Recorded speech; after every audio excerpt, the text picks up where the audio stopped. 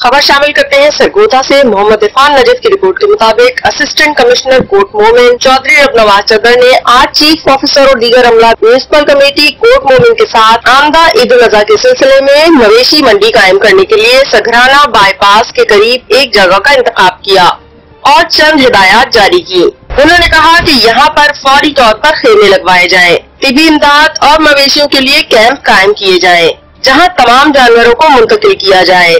खुसूसी squad को मुतला कर दिया गया है। उन्होंने मजीद कहा कि पुलिस की तरफ से फुल प्रूफ सिक्योरिटी फराहम की जाएगी। इस जगह के अलावा कहीं भी मवेशियों के लेन देन का कारोबार नहीं किया जाएगा। अगर कोई शख्स इस जुम्मे में पकड़ा गया तो उसके खिलाफ फौरी तौर पर FIR दर्ज करवा के हस्बे ज़ाब्ता कानूनी कार्रवाई अमल में लाई जाएगी।